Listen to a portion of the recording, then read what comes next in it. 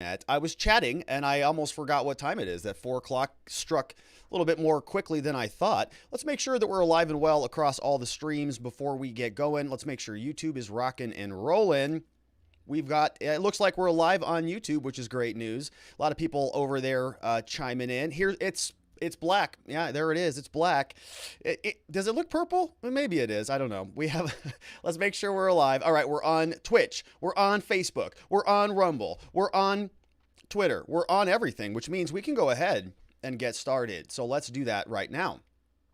Hello, my friends, and welcome back to yet another episode of Watching the Watchers Live. My name is Robert Gruler. I am a criminal defense attorney here at the R&R Law Group in the always beautiful and sunny Scottsdale, Arizona, where my team and I, over the course of many years, have represented thousands of good people facing criminal charges. And throughout our time in practice, we have seen a lot of problems with our justice system. I'm talking about misconduct involving the police. We have prosecutors behaving poorly. We've got judges not particularly interested in a little thing called justice. And it all starts with the politicians, the people at the top, the ones who write the rules and pass the laws that they expect you and me to follow, but sometimes have a little bit of difficulty doing so themselves. That's why we started this show called Watching the Watchers, so that together with your help, we can shine that big, beautiful spotlight of accountability and transparency down upon our system with the hope of finding justice. And we're grateful that you are here and with us today. It's Friday. I know a lot of people are excited about that, myself included. But we got some work to do on the show today, and so we're going to get right into it. We're going to be talking about the January 6th committee. Donald Trump was allegedly orchestrating a denial from a lot of the people that were a part of his inner circle, telling them when you get a subpoena to show up on the January 6th committee, you got to deny that. And so we're going to take a look at the letter that actually went out subpoenaing a number of different people, including Steve Bannon, the guy that hosts the War Room podcast. Giant show. He got a subpoena, and he is not going to be showing up on the January 6th committee's date when they wanted him to be there. So we'll take a look at what's going on there. We're also going to check in with the White House and see what their position is on this, because we're talking about a pretty important concept here called executive privilege. And if the White House, this current White House, kind of cracks that shell, opens the door a little bit, then the question becomes, what happens when Republicans form their own little stupid select committee? Are they going to be able to inquire into everything that the White House does? Kind of the old flipperoo, the switcheroo thing might happen. So we're going to break down that story, talk more about that. In the second segment, we're going to talk about the mandates that are continuing to roll out. It is now trickling down to law enforcement personnel. We've got the LA sheriff who's saying that he's not going to be enforcing any vaccine mandates, saying that he's already short-staffed and that the mandates are going to continue to cause him to lose good officers. It's also happening in Seattle. Seattle has said that they're going to be firing 300 officers or a couple hundred officers, whatever the number is, and that's happening real soon. So we've got that coming up in the second segment, again, with the White House's response. We saw that today September job report numbers came out. A lot of disappointment there, thinking that the jobs would be much higher, around 500,000. They were lower, around 200,000. And so now a lot of different agencies are asking, is the bad job performance numbers, do they have anything to do with the mandates? Firemen are being let go. Nurses are being let go. We have police officers that are now going to be let go. So the catastrophe just continues there. Then in our last segment, we're going to be talking about the Arlington shooter. This happened on Wednesday. There was a school shooting that took place, and it was kind of a mess. We thought that maybe there was a bunch of people killed. We thought that it was, an active shooter situation, and then it turns out that the whole thing was nobody actually died. There were 3 people who were put in the hospital and shot, including a teacher. And so we're going to unravel that story just a little bit. But the more interesting thing that happened was almost immediately, like within 24 hours or so, the shooter was released. He was released from custody. And a lot of people are sort of scratching their heads about this because they've seen other stories involving people like Kyle Rittenhouse, where he was also a shooter, also allegedly self-defense. And it turns out that he got a $2 million bond versus this young man who got a $75,000 bond. And so people are sort of wondering what's going on. Was one of these politicized or both of these politicized? We're going to talk about that story and much more. If you want to be a part of the show, the place to do that is over at watchingthewatchers.locals.com. They are chatting away over there. We've got just XUXAs in the house. Haven't seen him around. Mustang Jeff is here. Soul Vikings here. Kareem165, Vienticus Prime, and many others are chatting away. Speech Unleashed is in the house as well. What's up, Tweak, chiming in also. Over on YouTube, we've got K-Bean, we've got Zulu Zite, we've got Lean, we've got Anything Goes, Toke 1, we have Sarah Brown, and a lot of other people just chatting away over on there. Nobody's over on Rumble chatting yet, but we'll see where that goes. If you want to be a part of the show and you're on Locals, this is the form that you can use. Do me a favor, submit your questions. You can just select the show topic there. Submit your questions. If you can keep them in order, that certainly helps to keep me moving through the show. And all of the clips now, if you can't stick around for the full show and you just kind of want to, bounce between the different segments that we cover, this is the channel to head on over to. We're almost at 1,000 subscribers, which is very exciting. It's the Clips channel right there. All right, and so without any further ado, let's go ahead and get into the news of the day. Donald Trump apparently is snubbing the January 6th committee, has instructed a lot of his deputies or the people who were close in his inner circle to not respond to the subpoenas. You remember January 6th, how could you forget? It's seared in every American's mind. It's the worst thing that's happened in the history of the world, I think.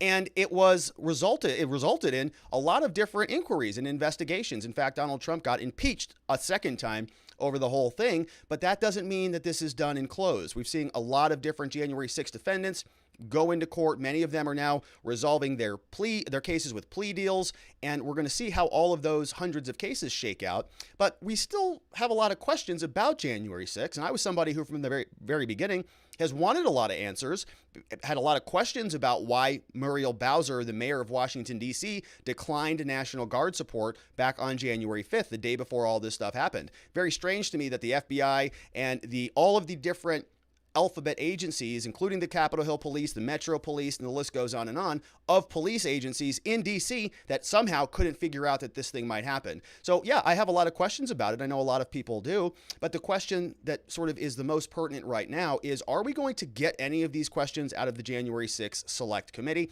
or is this going to turn into just another political show trial, just like the impeachment was? Well, we'll see. But the point that's happening right now is that the committee is going through the motions. They're going through their little political inquiry, and they're now sending subpoenas out, which means it's sort of a formal request from a legislative body. This is not a court. This is the legislature. They're sending out a subpoena saying, we are the legislature, we're Congress, and we can just order you to come in and talk to us. And so that's happening right now. We know that the Select Committee is filled with Benny Thompson and Liz Cheney and a bunch of people that don't really like Donald Trump. And so we're going to see where this goes. But even though those subpoenas have gone out already, Donald Trump allegedly is telling his former aides, do not comply. Defy those subpoenas, and we'll see where this goes. The headline comes over from Politico, does tell us that 4 former Trump aides defy the January 6th committee, or at least that's what Trump told them to do. Betty Woodruff wrote this article, says former President Donald Trump is directing a group of his former aides to ignore a subpoena. A formal document? Yeah, ignore it. From the House committee that's trying to probe the January 6th attack. Committee has subpoenaed documents from 4 different Trump alumni. We have the media czar, Dan Scavino. We have former Defense Department official Kash Patel. We've talked about him on the show. We have former Chief of Staff Mark Meadows, and we also have White House advisor Steve Bannon. We're going to dig into Steve Bannon's in particular because he got a letter, and he's sort of being the most staunchly oppositional here. 4 men were ordered to turn over documents by Thursday, that's yesterday, and to sit for interviews with investigators next week. But Trump is saying otherwise in a letter that Politico viewed. Trump lawyer tells them, don't cooperate with the probe. And so we're going to dive into this a little bit further. Quick reminder, let's see. Oh yeah, here it is. So in our next slide here, we have the actual letter that went out to Steve Bannon. So this is the subpoena that is coming from the Congress. This Benny Thompson, you can see here, down here in the bottom right, he is the chairman of this select committee. You can see that this is from the select committee to investigate January 6th attack on the Capitol. This order, this letter, this subpoena went out on September 23rd. And let's take a quick look at what he's asking for here. He says, Dear Mr. Bannon, pursuant to authorities set forth in the House rules, we're here to investigate January 6th. We order you now to produce the documents set forth in the following schedule by October 7th. That was yesterday, didn't happen. And then to appear next week on October 14th. Not going to happen. Steve Bannon, you can see up here in the top right, top left, many people call him sort of the architect of Donald Trump's victory in 2016. He has a massive podcast, and we'll see what he does with this in the next slide or so. Select Committee, according to Thompson, says that they're investigating the facts, the causes, everything that happened around January 6th, including coordinated activities leading up to the events. They want to examine how everybody was involved in this, insurrection, as they call it. Select Committee has reason to believe you have information relevant to important activities. This is the good stuff. Let's see what he wants. Benny Thompson wants Congress. He says, you've been identified as present at the Willard Hotel on January 5th during an effort to persuade members of Congress to block the certification on Election Day. So he was there the day before the counting of the votes, according to Thompson. He says you're also described as communicating with then President Donald Trump on December 30th, so some records of some phone calls or something, and potentially other occasions urging him to plan and focus his efforts on January 6th. And so you can see he's referencing the Bob Woodward book. Oh, that's interesting. So look, you can see in the I didn't even catch this when I was pulling these slides here. It says, for example, you've been identified as being present at the Willard Hotel. You see this footnote? Marker number 1 right here. That refers us down here. It says, for example, Bob Woodward's book and the Robert Costa book, Peril. So Benny Thompson and the Select Committee, they're getting their intel, their resources from Bob Woodward now. So that's great. We have, so that's where they're referencing it. He says you're also described meeting him on January 6th to block the votes. Also, you see id at 2:07. That means that we're talking about the same footnote number 1, which is the Bob Woodward book. Moreover, you're quoted as stating in January 5th, all hell is going to break loose tomorrow. And that's referencing a CNN article that you can see listed down there is what that looks like. Says, accordingly, we want your documents, we want your deposition, we want multiple other matters. Let us know. A copy of the rules have been attached. Call us at 202-225-7800 to arrange for the production of the documents. That's from Benny Thompson.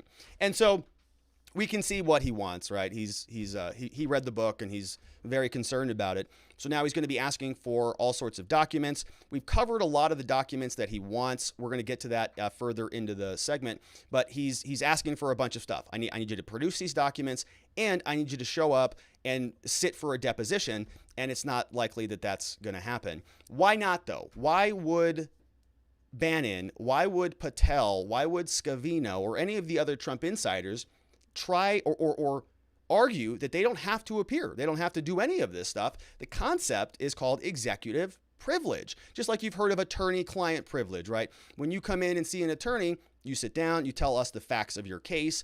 Anything that you tell us in there is protected because that's a very sacred conversation that's taking place. We recognize this type of privilege with very, very important, very sort of sacred relationships between you and your lawyer, between you and your doctor, between you and your priest or your spiritual advisor. Those are very sacred, and the law recognizes that because we want people to have open and candid, cordial conversations about the real stuff that matters. If everybody has to sort of protect their speech and guard against saying things, if a client comes in and says, Rob, I need your help really badly because I've been charged with a crime, I'm being investigated, and I say, great, tell me how I can help you. And they said, well, I'm worried that if I say something, it's going to be used against me by somebody. Then we can't have a real conversation. I can't really dig into the facts and figure out how we can help. And so it becomes a problem. We develop these privilege rules to protect those conversations. Same thing exists with executive privilege. Talking about the White House, the president, there is this concept that we're going to pull from Cornell Law School. Says that executive privilege is the power of the president and other officials in the executive branch to withhold certain forms of confidential communication from courts and even the legislative branch. When executive privilege is invoked in litigation, the court needs to balance competing interests. How important is it that this information comes out versus how important is it that we protect privilege? Constitution is silent on the executive power to withhold information from courts. The privilege is rooted in the separation of powers doctrine that divides the different branches of the government. right? You want to have separate but equal. We learned this in social studies or civics class, separate but equal. And so if you say, if the legislative branch could go into the executive branch and just sort of insert itself into any conversation, are they separate branches? I mean, or are they kind of working together if they're so intermingled? You want the executive branch to sort of operate as an autonomous silo, just like you sort of want the same thing of Congress. And this is where all of the checks and balances come into play. If the executive branch starts to encroach on to Congress, Congress theoretically is supposed to push back on that. They haven't largely, which is why we live in a sort of a highly centralized executive system now. I never think it was designed to be that way, but it's naturally evolved into that. But I digress. Let's take a look back here at executive privilege. You may remember it from United States versus Nixon, also known as the Watergate scandal. Established that even a president has a legal duty to provide evidence of one's communications with his aide when it's relevant to a criminal case. Oh, okay. Well, are they charging Trump with a crime here? Well, we don't know. But by requiring the president to turn over recordings of private conversations he had with aides, the court's decision helped frame how to define executive privilege in a judicial setting. Even before the Nixon decision, however, some courts have required executive branch to provide that stuff that are prepared for the president. So we talk about civil actions and those other things. But you can see here that this is the general concept, right? Donald Trump and Joe Biden and Barack Obama and George Bush, right? You want to give them a certain level of freedom to have open, candid conversations where people are not mincing their words, and they want that stuff to be protected so that somebody can go in and say, hey, Donald, you're a moron and here's why. And all of that's going to be protected and privileged. You want that openness, that frankness.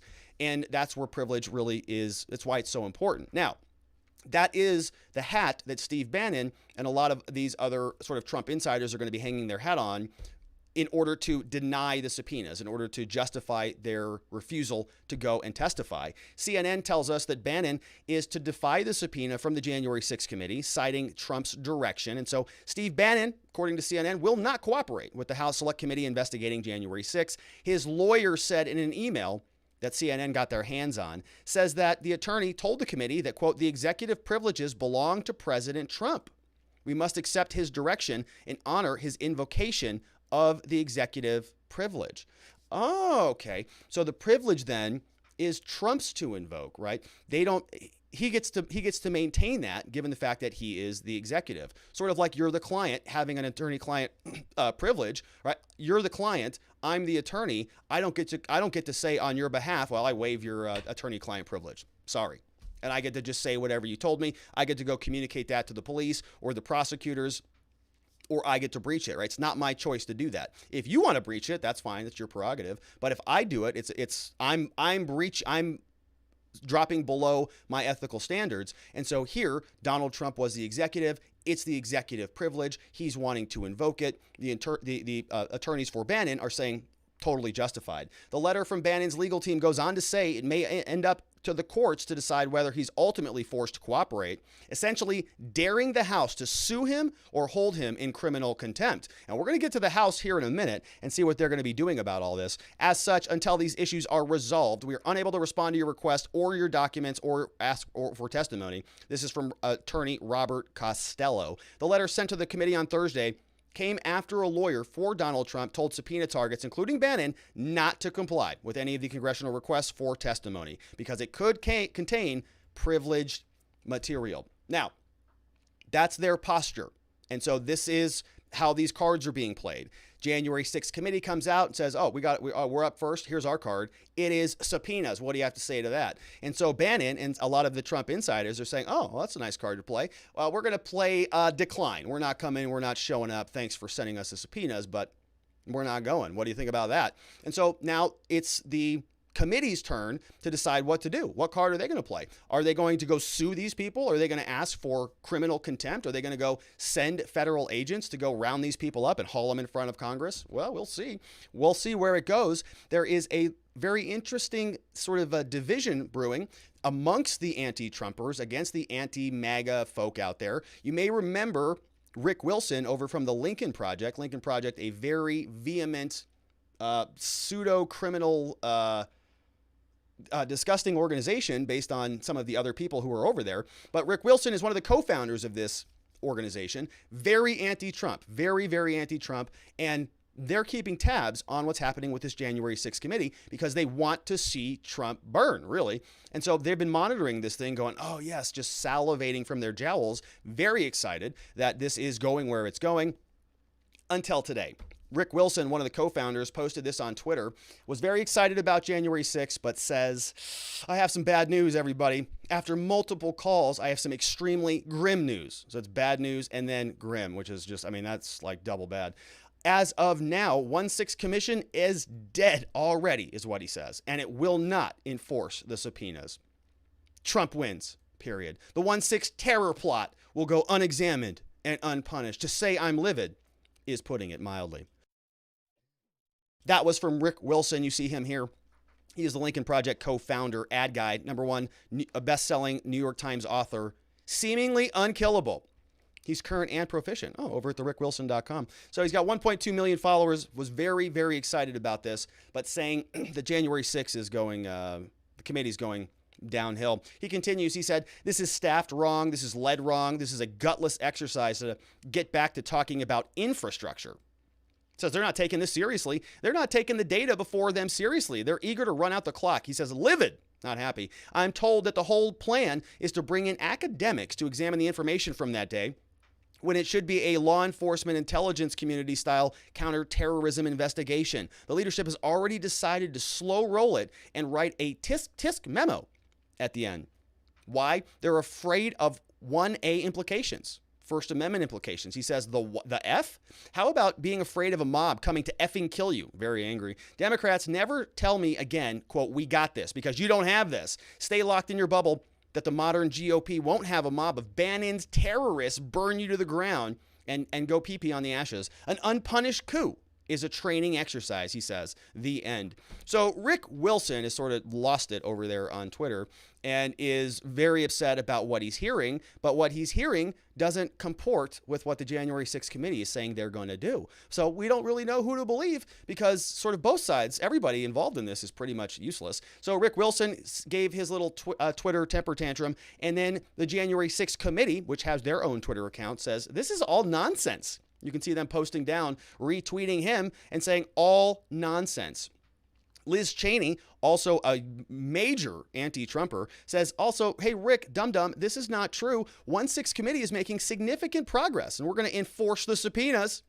Committee statement is coming soon. And so you've got this little bit of a division there. Rick Wilson's hearing one thing, Liz Cheney's hearing something else. Let's see what the committee actually said today after they heard that Steve Bannon told them to cram it where the sun don't shine. Here's their press release from Thompson and Cheney. Benny Thompson, Fish and Benny Thompson, and Liz Cheney, daughter of Dick Cheney. They're working together now, hand in hand. This is the statement on the subpoena deadline. So this comes out of Wyoming. Chairman Benny Thompson and Vice Chair Liz Cheney today made the following statement with regarding the deadline for witnesses and subpoenas to produce materials. He says, quote, while Mr. Meadows and Mr. Patel are so far engaging with the select committee, Mr. Bannon has indicated that he will try to hide behind vague references to privileges of the former president. Select committee fully expects all of these witnesses to comply with our demands for both documents and deposition testimony. Though the select committee welcomes good faith engagement with witnesses seeking to cooperate with our investigation,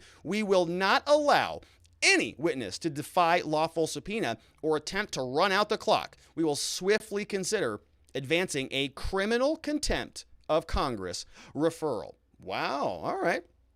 They're going to charge Steve Bannon with the crime. We thank those many patriotic Americans who are coming forward voluntarily to participate in our inquiry. The committee is making rapid progress. We're not going to be deterred by those who seek to obstruct our efforts. So Liz Cheney and Benny Thompson now, they're coming out. They're saying, what? What, Bannon? Oh, you're going to deny our request for a depo?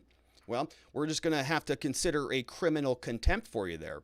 And guess what? Donald Trump's not in office anymore, so he's not going to be able to pardon you on that one, is he? So they're also salivating at the jowls, along with Adam Kinzinger. Crying Kinzinger says, it evidently bears repeating, we will not be deterred by those who want to obstruct our efforts to get answers for the American people. Our democracy was attacked, and we have to ensure what happened on January 6th can never happen again, lest you make me cry again. And so he's very upset about it too. Now, you may recall there was a whole, we'll see where this goes. So that's kind of the first issue, right? We've got a number of January 6th committee subpoenas that went out. Some people, sounds like they might be communicating Kash Patel and the other guy. And we have others that are just like, no, get bent. We're not showing up. Thanks for the letter, but not going anywhere. But that was just kind of the first issue. We'll see what happens. We know now the card is back over to Liz Cheney and the Democrats. They get to decide what they want to do. Steve Bannon said, I'm not coming. Nothing you can do about it. And we'll see what they do. It's their turn now. Ball's in their court. They can sue. They can go and make a criminal referral. They can try to haul him in front of Congress, hold him in contempt of Congress, I guess. But we'll see if they want to open that can of worms, and if so, where that goes. That was the first issue. There's a whole second issue that we've talked about previously. Let's do a quick refresher. I think we talked about this back in August. But remember Benny Thompson? Remember we did the Fishin' Benny Thompson show? He sent a letter, looks just like this, and it was dated back on August 25th. And what you can see here is where this is going is to the U.S. National Archives and Records Administration. Okay, now this is really kind of the most important thing here. We're not going to go through all of this again, but he sent a massive document. He said, Dear Mrs. Ferrero, we're on the select committee. We need kind of everything that you have in your files, like literally everything. It's urgent. We need it now. We ask you to expedite it. We're going to have a lot of different questions for you, but it looked like this. It was 12 pages long. You can see up here, and it was basically all of this stuff, right? Tons of everything. And this was only just a small smattering of the pages from the slides the last time we talked about it, but it includes things like from April 1, 2020 to January 2021, all documents about, contesting the election. We've got just a whole slew list of names and people. They want everything. Michael Flynn's on there, Vernon Jones, Ali Alexander, Brandon Straka's on there. We have Doug Ducey, governor, Brian Kemp's on there, right? They want all sorts of communication and documents and civil unrest and everything. Basically everything that they could think of. We called it a fishing expedition, which is why we've got their Fishing Benny Thompson, who just pops up there and he's going fishing to try to get some documents. Now, that was a whole separate issue because, right, we talked about the executive privilege concept. If the White House here authorizes the national archivists, if they authorize the dissemination of these documents, if they say, we don't think there's any executive privilege at all, just take whatever you need. Yeah, you're investigating an old president. And so we're gonna go ahead and waive executive privilege on behalf of a prior administration, essentially, and we're not going to try to stop you from getting those executive documents. The question that I have is the next time this happens, and I don't mean that a January 6th is going to happen again, but if something like Republicans take control of the House and the Senate, or even just the House, they can form their own select committee on whatever the hell they want, and they can just go and say, oh, well, the executive privilege precedent was already set by Joe Biden. You said that you can sort of waive privilege on behalf of the outgoing administration, and you just authorized access to everything that you want. If they grant this, was my point. If they say, yeah, Benny Thompson, yeah, we're going to authorize that, just release everything, the archivist can give it to you. That opens the door. That means the next time the Republicans have the White House or the House Select Committee chamber, they can then ask for anything they want. It's going to be open and fair game, which is why historically you've had outgoing administrations protected by the incoming administration, because they know at some point they're also going to be outgoing, and the balance of power shifts too rapidly in this country. They don't want the next guys coming in and going, oh yeah, hey, maybe we should open a select committee on Afghanistan. How about that? Maybe we should open up a select committee on Burisma or the Ukraine, or how about Hunter Biden's artwork, or whatever it is they want to do. And they can just say, oh yeah, no, there is no executive privilege, because the guys that were in the White House before us, they said it doesn't exist. They didn't protect the other guys' documents. National Archivists, you just handed everything over. Now we're asking for the same standards to be enforced. So it's a whole separate issue, a whole can of worms. And the big question was, what is the White House going to do about this? Are they just going to say, yeah, doors open, take whatever you need? Looks like yes, at least for the first round of documents. CBS News reported that Jen Psaki over here at the White House says, as a part of this process, the president, that's Joe Biden, has determined that an assertion of executive privilege is not warranted. So he's waiving that on behalf of Trump. He says this is for the first set of documents from the Trump White House that have been provided to us by the National Archives. So you can see here, the President Biden, has determined that Donald Trump doesn't have executive privilege anymore. And so he's just going to open up the boxes to all those documents. And Donald Trump's then going to be able to not invoke that because they're already being transferred. So that's very convenient. The next time that the Republicans are in the White House, that president can just decide that, oh, yeah, Joe Biden doesn't have any executive privilege either. And this is Jen Psaki today discussing that. That's the question.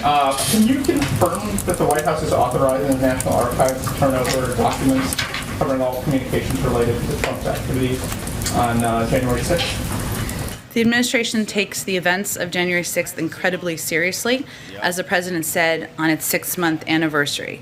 That day posed an existential crisis and a test of whether our democracy could survive. It was in many respects a unique attack on the foundations of our democracy.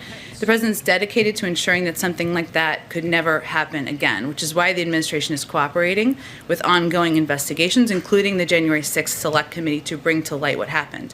As a part of this process, the president has determined that an assertion of executive privilege is not warranted for the first set of documents from the Trump White House that have been provided to us by the National Archives. As we've said previously, this will be an ongoing process, and this is just the first set of documents. And we will evaluate questions of privilege on a case-by-case basis, but the president has also been clear that he believes it to be of the utmost importance for both Congress and the American people to have a complete understanding of the events of that day to prevent them from happening again. All right. So look, I mean, I guess they're entitled to do that, as long as they recognize that the next time there's another administration, well, actually, you know what, to be fair, Republicans are just big weenies. They're not going to do anything like this. So they probably know that the Republicans would never do anything so aggressive like this. And so they probably are recognizing that things are pretty safe for them. They can just go ahead and waive executive privilege on behalf of the outgoing guy, knowing that the next Republican would never dare do that because they're, I guess, sophisticated or something. So let's see what you have to say about all of this and more over at watchingthewatchers.locals.com. We've got some questions rolling in. Let's see what we have here. Jeremy Matrita's in the house, says, Rob, hopefully my question doesn't seem elementary. With regard to the Constitution and the separation of powers, where does court precedent fit in? Each branch answers to the Constitution, but not to one another, right? So where does court so it's a great question, Jeremy, and it's not elementary at all. It's complicated stuff. But you have 3 branches of government, right? You've got the executive branch, that's the presidency, and all of the agencies that fall under that umbrella. You have the legislative branch, which is Congress, the Senate and the House, and then you have the judiciary, which is the courts. And so what you'll have is the legislative body is supposed to create the law, right? They write the law. The executive branch is supposed to enforce the law. And when there's sort of questions about all of those things, the court is supposed to say what the law is. All right. And that's kind of really what the only thing that they're supposed to do. And so when the court is advising the other branches about what the law is, if there's a conflict between the two branches, the court will then rely on precedent, which is prior court ruling, to answer those questions. So precedent is really just, think of it as different layers of old case law that they're building on top of one another. And so for freedom of speech, for example, it starts off written as the First Amendment, and then when there's a question about what is free speech, Congress passes a law, the executive branch enforces something that limits free speech, somebody sues them, the court comes in here and says, oh, that law that Congress passed, well, that doesn't really comport with the standard that was set under the First Amendment, and so they'll issue some new case law. And so, for example, we have now what are called time, place, and manner restrictions, which are constitutional, which were created by the courts out of case law. They sort of read prior cases and said, well, this makes sense. We want free speech, but it can't be completely free. We can't have people with bullhorns shouting outside on street corners at 2 a.m. And so some reasonable restrictions on free speech are appropriate. We call them time, place, and manner restrictions. And that is now authorized by the court. And so that's not, a direct sort of opposition to the executive branch or to the legislative branch. It's just the court saying this is what the law is. And when you really dig into it, you can go back to a concept called judicial review in one of the earliest cases in Marbury versus Madison, which really will dive into that. But it's basically saying the court has the ability to rule other branches, their activities, unconstitutional, but it's based on the interpretation of the law. And so that's really where they get their power. So it's it's up to each branch to sort of exercise and flex itself to make sure that they retain power. But what we've seen happen is the legislative branch has really abdicated a bunch of this, given it over to the executive branch because they have a lot more enforcement authority. That's why we have a lot of executive orders and czars and all sorts of stuff, because Congress has abdicated a lot of its responsibilities, just given that over to the executive branch. That means that Congress doesn't have to do anything. They just hand it all off to the president. Good question. We have another one from Vianticus Prime says, forgot to hit the cough button on that one. Says, what walls are closing in, Rob? They're closing in. You see them? It doesn't matter that they're 20 miles away and moving at a snail's pace. They're closing in. My money's on a political show trial. That's from Vianticus Prime. Good to see you. Spawn Dog is here. Says, Rob, love the channel. Keep up the great work. Also, love your sarcasm, which I don't even know what you're talking about. I am deadly serious always on this show. Katie Hobbs from Arizona is here. Says, Rob, we learned that the Maricopa audit that subpoenas no longer have to be honored. Trump is just playing by those same rules. Yeah, it's true. It's kind of like a legal free-for-all out there. Everybody's just doing whatever they want. Biden just says, OSHA mandates.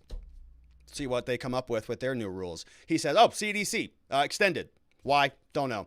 But that's just how it is. Former LEO says, did Biden's generals state that they wouldn't answer questions about what Biden knew and when he did it? Funny how that works, right? Yeah, so former LEO, refreshing our memory here, giving us a good reminder that when Tom Cotton was asking General Milley, Lloyd Austin, General McKenzie, saying, hey, what did you tell Joe Biden about leaving 2,500 troops at the Kabul airport or at Bagram? What did you tell him? And they said, I can't talk about that, sir. Executive privilege. It's a private conversation with the president, right? And so guess what happens now? The next time you have a Republican president in there, they just say, I don't think that was executive privilege. And I have a precedent for doing that I have documented records when this was okay because Joe Biden did it. That's precedent. Joe Biden set the standard. He said that you can just waive executive privilege on behalf of the outgoing administration. So the next guy can come in and say, yeah, General Milley. Yeah, General Lloyd Austin. Yeah, all you people. Did you tell him that? Yes or no? And issue subpoenas for them and haul them into court. And so, look, it's not appropriate. It can be appropriate. It can be massively abused. You can be the judge of what you think is happening here. We have another one from Monster One says, good, these people shouldn't comply. This inquiry has no interest in finding truth, only partisan witch hunts. If they wanted truth, Nancy Pelosi and the mayor would be on the list. Yeah, they've got a political axe to grind. They do not want Donald Trump to be back in office. Thunder 7 says, when are they going to release the video footage? The desperate Dems' constant focus on the January 6th protest proves they can't defend the imploding Joe Obama Marxist regime anymore. They've lost public support on everything, the economy, the border, election integrity, everything. Every rep should completely ignore the sham, corrupt committee and focus on getting the MAGA political prisoners released. Enough of this abuse. That's from Thunder 7. Good comment, Thunder 7. Glad that you are here. We have another one from Speech Unleashed. Says, I hope that Trump and Bannon make that committee's life a living hell. Those generals were able to decline completely answering questions about their talks with Biden regarding Afghanistan, citing that same protection. Turnaround is fair play. It's from Speech Unleashed. Yeah, it's executive. It's an important concept. Privilege is a very important concept, and it shouldn't be just, thrown out because you don't like the outgoing administration. Otherwise, look, it's just going to be something where every time one team gets the ball, they're just going to go back and just, rip apart the old team. And look, politics is a blood sport. Maybe some people want that, but I would like a functional government. I know that that's never going to happen, but a boy can dream, can he? Vianticus Prime says, the walls just moved another micron closer. It's freak out time. But seriously, I get really sick of these grifts off the public dollar. It doesn't matter if Captain Jaundice wins an election or loses an election. The aristocrats keep up the performative freakouts. Either way, it's all a lewd show featuring a beast of burden. That's from Vianticus Prime. Yeah, it's just kind of masturbatory, isn't it? So this is a family show, but it kind of is. NY Renal MD says Trump should hire Sandy Berger, then send him to take all of the archived documents and shove them down his pants again. You remember that story? Sandy Berger, wasn't he with the Clinton administration? He sort of walked into CIA headquarters or something, and he takes all of the confidential top secret documents. He's just shoving them down his pants, just one after the other. What a country. What a bunch of leaders we have. It's just amazing. Just love it. Soul Viking is here, says the hearings will essentially be a histrionic mess, disgusting waste of time when true investigations should be opened and examined. I would really love to get to the bottom of what happened there, right? There's a lot of interesting stuff that I think happened on January 6th that we're never going to hear about. News Now Wyoming says, it does seem weird to me that executive privilege doesn't belong to the president that created the documents. I will look for precedent of this matter. Seems like a fun weekend project. Go get him, News Now. Go check out News Now's channel over on YouTube. He's doing good work over there, digging into court cases. Nadarb says January 6th was such a horrific event and it affected Jen Psaki so much that 10 months later, she still has to read her feelings about the day off of a sheet of paper, because it's emotional. It's true. It's like, oh my, are you serious? The language is so hyperbolic. This is the greatest terrorist attack that's ever happened in American country, American history. You're going, guys, no, it wasn't. Look around. Look at the history books. Not even close. All right, couple more. Sergeant Bob and Miss Lucky are here. Says, sorry, watching grandson's high school football game live from Michigan. Maybe he'll get a scholarship to ASU. We'll view tomorrow. Well, that's all right. That's a live show that has consequences, right? You need your grandson to score a TD and bring the game home for the team. Good to see you, Sergeant Bob and Miss Lucky. We'll catch you on the next one, certainly. Enjoy the game. Hopefully they pull through. We have another one from Perry Masonary. Says, aren't they taking a huge chance with their current actions given the previous Obama admin regarding the disclosure of all scandals? Fast and Furious, IRS targeting, Crimea. Wait until after the election of Vlad, et cetera, et cetera. Yeah, it's like, It opens the door in a way that I don't think supports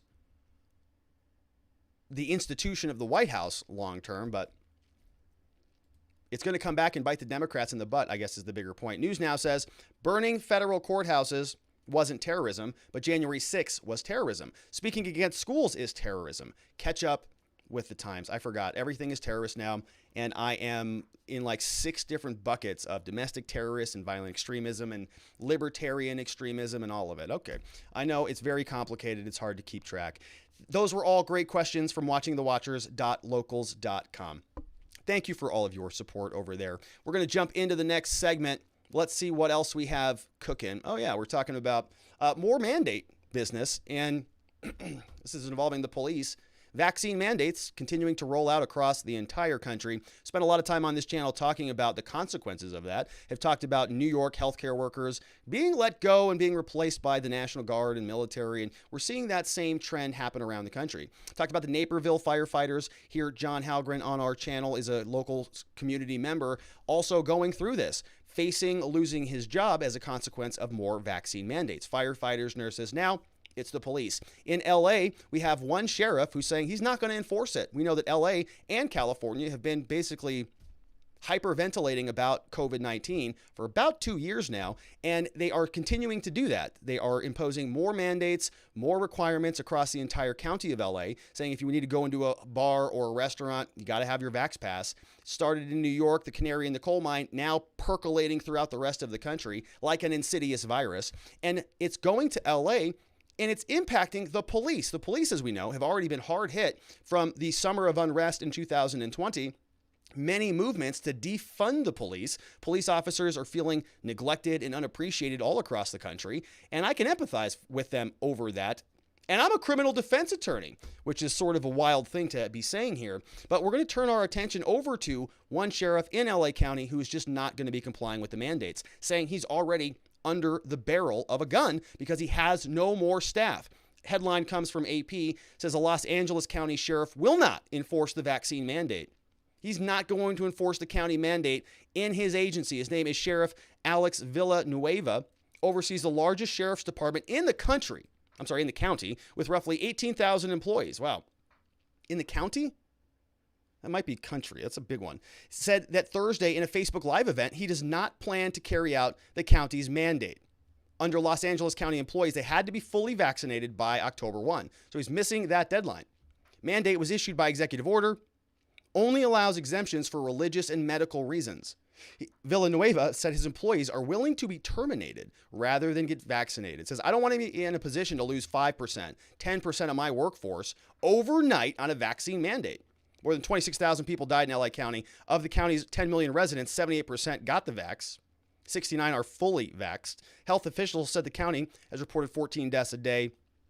And it looks like this announcement from Villanueva came one day after the city of Los Angeles approved one of the nation's strictest vaccine mandates, a sweeping measure that requires shots for everyone entering bars, restaurants, nail salons, gyms, or even a Lakers game. Vaccine mandates across the board in LA.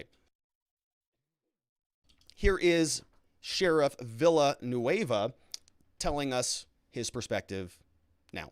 Are you forcing your officers to get the vaccine? As I said, no, I'm not forcing anyone. The issue has become so politicized. There are entire groups of employees that are willing to be fired and laid off rather than get vaccinated. So I don't want to be in a position to lose 5-10% of my workforce overnight on a vaccine mandate, while at the same time our bare bones with the funding effort. So this is like the worst of two worlds right here. So we have to pick and choose. All right. Yeah, so you heard him. Worst of two worlds. Already have kind of a defund the police debacle that they're recovering from. Now, in addition to that, he loses another 5%, 10%. Like, there are consequences for these mandates. We're going to hear what Joe Biden has to say about that in a minute. Before we get there, it's not just in LA. It's all across the country, as we have been talking about, happening in Seattle as well. Seattle Police Department braces for mass firing of officers as hundreds have yet to show proof of vaccination. Already facing a staffing crisis, Seattle PD bracing for the possibility that hundreds of officers will fail to meet an October 18th vaccine deadline. October 6th, there were 292 sworn personnel that did not provide proof of a vaccination. Number went down from 354 on Tuesday. Seattle PD spokesperson Sergeant Randy Husarick confirmed that there are an additional 111 officers who are awaiting results of exemption requests. Those 111 are not counted in the 292 figure. So we're looking northwards of over 400 people, meaning if their accommodations are denied, the actual number of officers could be as high as 403, which is a lot of police officers. Okay, 403 sworn police officers. That's a lot. Let's take a look at this graph. You can see where some of the numbers look. We see submitted versus not submitted. So 782 of the total, it looks like, distinct count of employees. So 73%, 782. Looking at like 292 people or 292 individuals who have questions about this. 27% of the workforce. That's it's more than a quarter of the police officers. Haven't done it yet. Operations Bureau, looks like 32% of them come directly from operations. 14% investigations, special ops, another 35 there. Human resources so a significant portion of Seattle PD, a quarter, about to be gone, October 18th, 10 days from now. Yeah, and so Seattle Mayor Jenny Dorkin over here says, we value each of you. We do not want to lose you as employees, which is hard to believe because you're about to. I don't know how much you really value them, but the people that count on you the most are the ones that need you to get vaccinated or something. Since the vaccine mandate was announced in early August, Durkin has remained evasive about whether she will truly fire unvaccinated officers at a time of already low staffing and high 911 response times. Seattle PD has already lost more than 300 officers since the height of the defunding debate in 2020, putting the number of personnel that are deployable close to 1,000. She enters the final months of her term, so what does she care? She's faced with a dilemma. Go back on her vaccine mandate or thrust the city into a public safety emergency. Jeez. Neither scenario is politically palatable. No kidding. In anticipation of the October 18th deadline, interim Seattle Police Chief Adrian Diaz advised the department to transition to Phase 3 mobilization. Internal memo obtained by Fox says the posture is going to require all sworn personnel to be on standby to respond to 911 calls. That includes detectives assigned to specialty units because there's not enough officers. Governor Jay Ainsley says that agencies across the state have contingency plans to ensure basic levels of staffing. And folks, we know what happens when you run out of staff, don't you? Because Governor Hochul over from New York, she led the way on this thing. She's already shown us what happens when nursing staff and healthcare workers get the boot because they're not getting the jab. Guess what happens? Oh, the National Guard gets activated. So your doctor now has military fatigues. They come in and they're going to be trained to provide medical services. So here now, sounds like maybe we have a criminal justice crisis on our hands in Seattle. What happens? Oh, well, got to activate some contingency plans. Might be a good time to bring in some of those military people to come in and clear out some of the crime that was caused by the city's own ineptitude. We have now a situation where they're saying that apparently we don't want unvaccinated officers to stop crime from happening, because if they do, they might put somebody in the hospital, I guess, with COVID. So you got to get vaxxed so that you don't spread COVID, so that nobody puts you in the hospital. So if you don't, then we're going to pull you off of the streets. And then what we're going to do is not have any other officers, because nobody wants to be a part of this, terrible agency.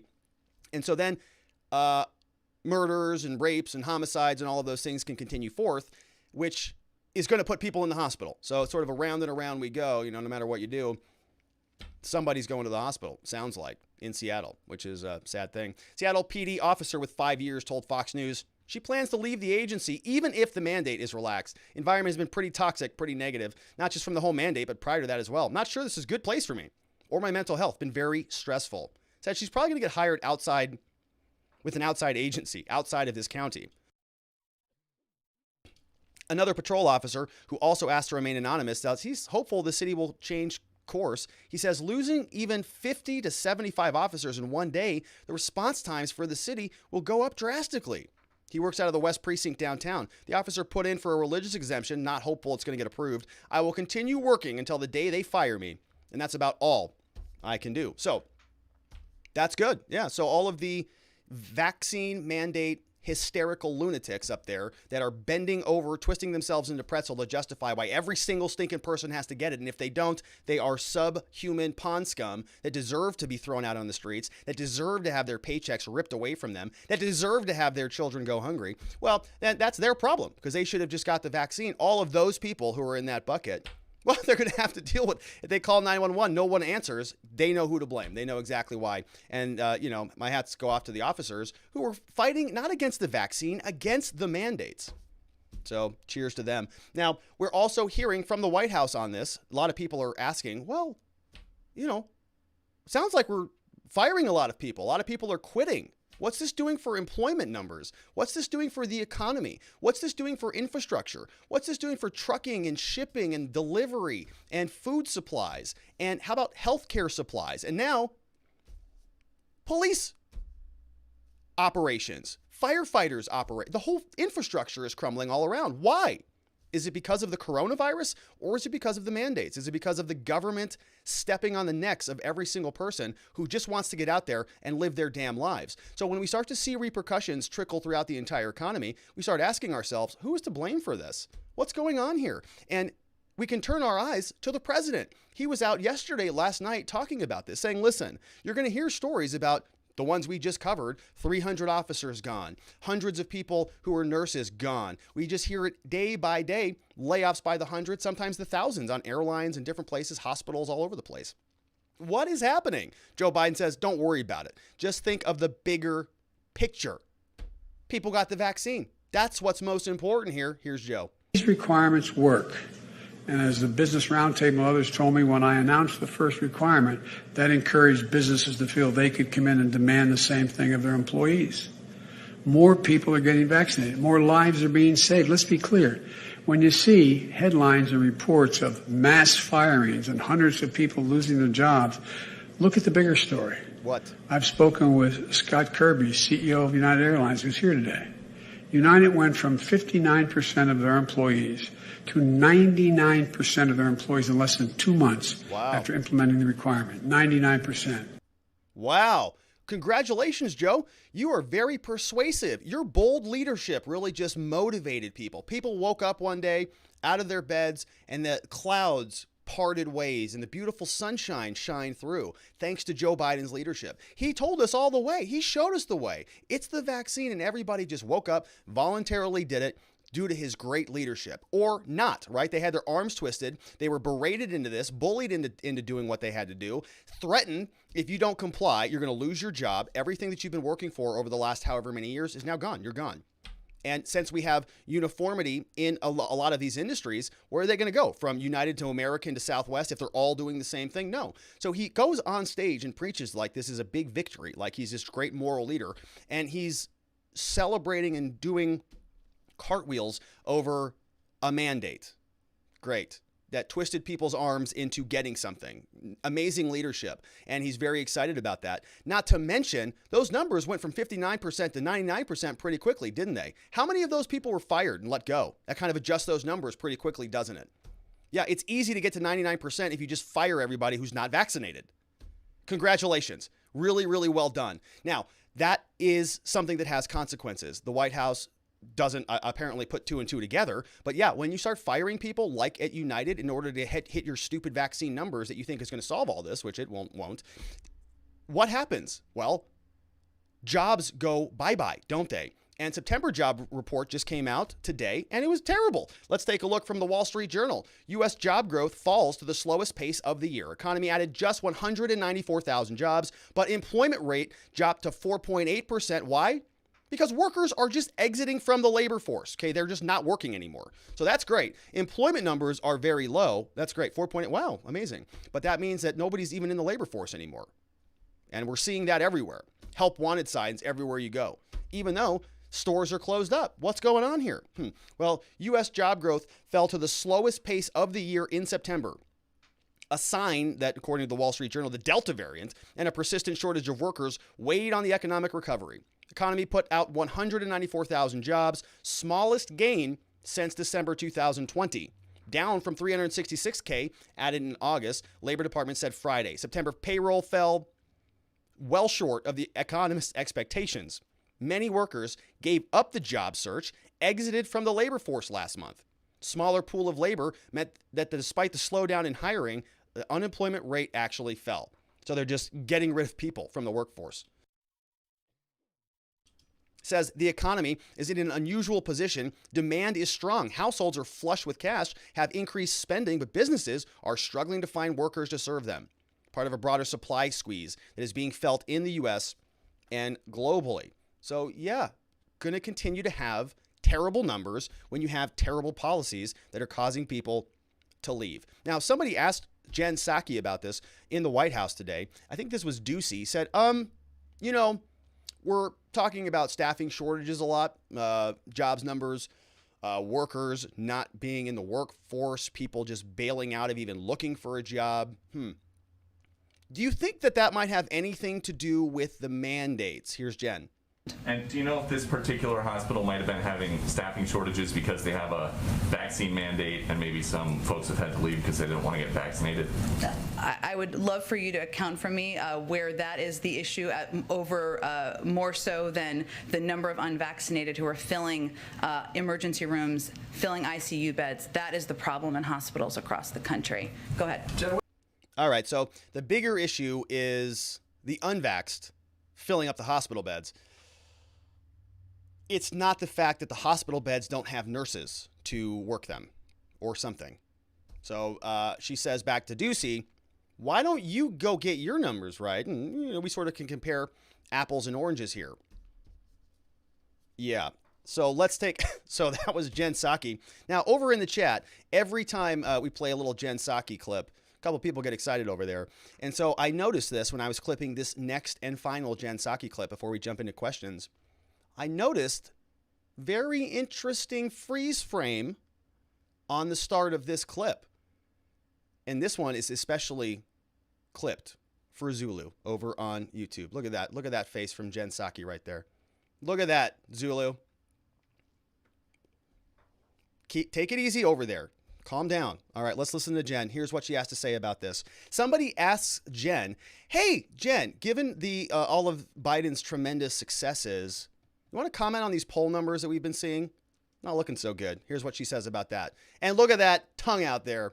right for Zulu. Here it is. Very tough approval ratings these days. I know you probably like to talk about polls, and you might say that they don't mean anything, but it's also fair to say the White House, when there are good polls, you publicize them. So what do you make of these really terrible polls? Are they that he's doing something wrong?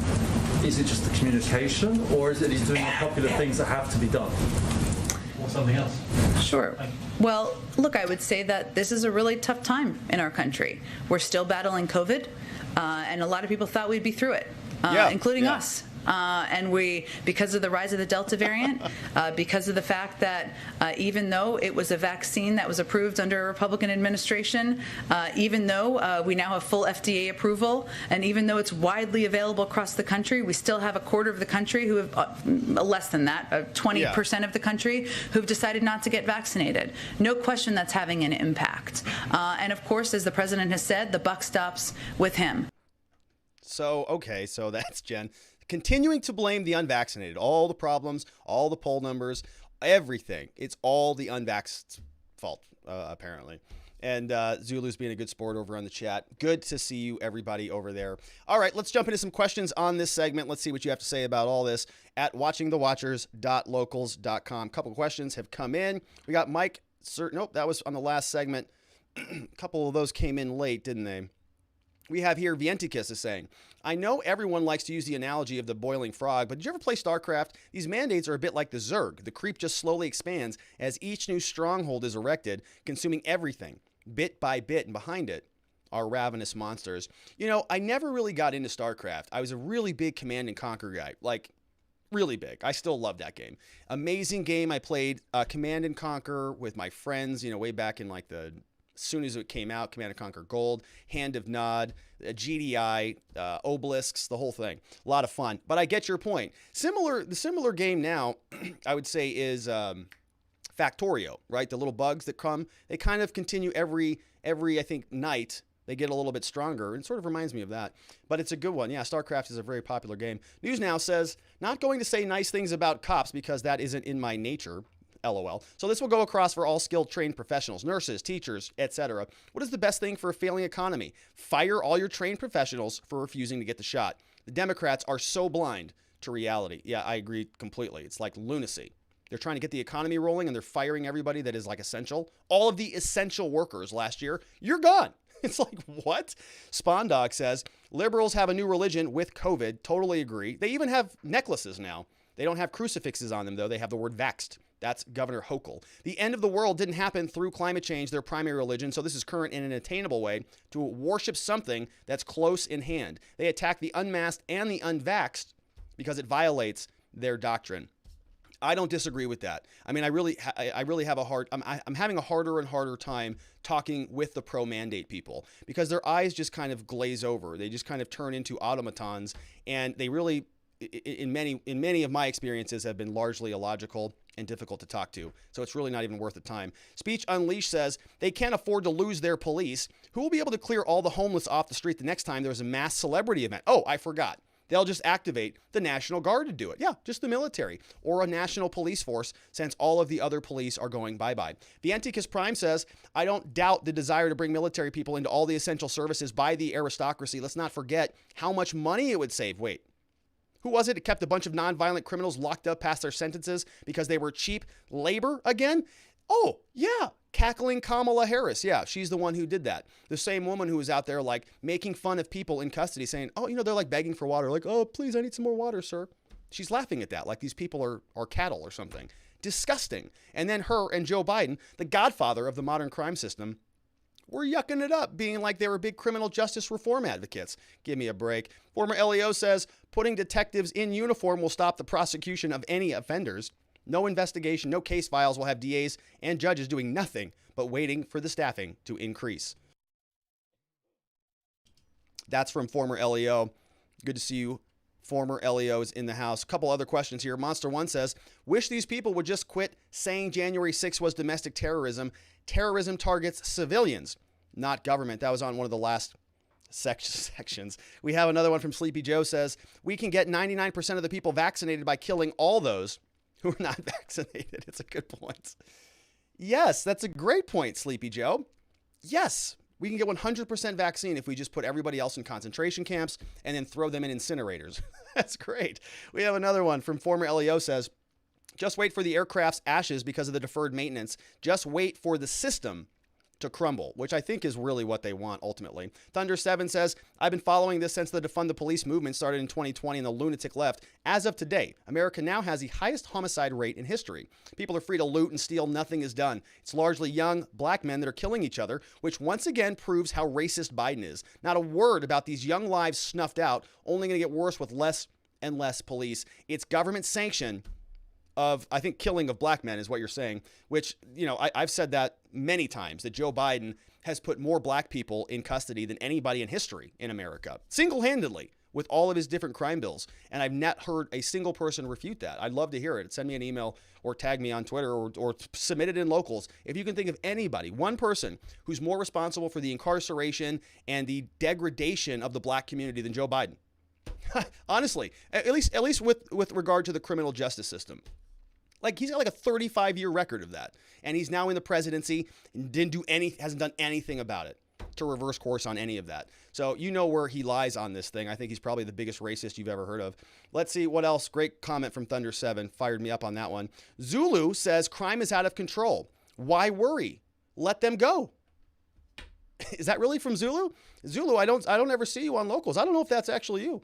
If that's actually you, because I see you also submitted a super chat, which we're going to get to that here in a minute. We have another one from Vientika says, that freeze frame makes Saki look like Jafar in drag.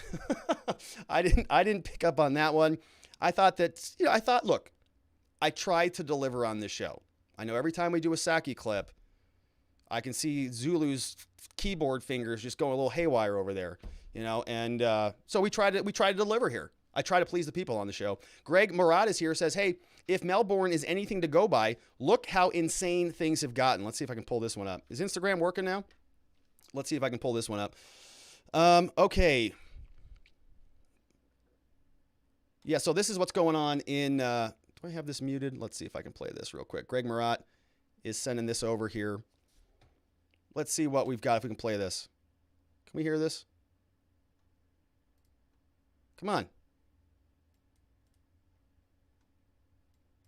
Well, I don't know why the audio's not playing, Greg. I am trying to click it and it's not working. So I apologize. We're going to move on to the next one. But yes, it is insane over there. The things that I've been seeing, the things that I'm hearing from the politicians, it's lunacy. Nadarb says, yesterday the Young Turks did a poll for their audience asking if they thought people who have not gotten the vax should be taken off the organ transplant list across the board. 85% of them said that they were for removing them from transplant lists. These people are effed in the head. I, for one, will never forget who stood where during these times. Their karma has yet to come. I'm with you on that, Nadar. You know, a lot of this stuff is non-negotiable for me anymore. The people who are sort of willingly cheering for other people to drop dead because they're not complying with government mandates, I don't really want anything to do with those people anymore. I mean that candidly. It's really starting to get to that point. We have Jeremy Matrita says, COVID is the new Russiagate. 3 years of that. They aren't creative when pushing a narrative for the news. I would hope that they would stop soon, but I'm not looking forward to the next plandemic. That's from Jeremy. We have another one from Soul Viking says, Jen Psaki is pathetic. Says the reporter's question about the administration's messaging definitely did not warm her heart. No, she's not really catching good questions these days. Former LEO says Premier Khrushchev said the U.S. would end with a whimper and not a bang. I think that's where it's going right now. Monster One says collapse was always the plan. The Democrats have made it clear they hate America. This goes into their destabilizing agenda. I mean, how else are you supposed to take it? If they're wiping out the nurses, the firefighters, the police, small businesses across the board, they're mandating everything for big businesses across the board. They're taking control of local governments through the federal encroachment that we've chronicled here at length. They are opening the borders. And what else are you supposed to take here? Yeah, it's like supply, everything's screwed up. It feels like it's sort of by design. Bumma Lickett is here, says, hello, Rob, and beautiful watchers. Been away a while. I know, Bumma Lickett. Makes me sad, but I'm glad you're back. Says, it feels like we're living in martial law, but the government not declaring that we are one, mandates, then military in place of civilian jobs. It starts in taking control over our healthcare, then our jobs, then law enforcement, etc. Government taking control in almost everything, and still Americans are so naive. I feel so helpless. I hope Trump runs from Congress in 2022 and wins, then impeaches Biden and Harris, and we are back making America great again. And all this Biden-Harris administration nightmare is finally over. It sort of does feel like a nightmare, but it's going to be a long time until we wake up for it. But I am enthused. Look, I know it does feel like the walls are clamping down, around us, and it does feel sort of like things are getting darker. But remember, it's always darker before the sunlight. It's always a difficult time before you sort of emerge victoriously, right? Everybody goes through trials and tribulations before they come out on the other end. And I think that it's going to take some of that for people to really recognize that our government doesn't have our interests at heart, right? They don't care about you and me. They're doing things for themselves, for their political legacies, for the consolidation of power. And a lot of people have been so scared into compliance that they just are not seeing it.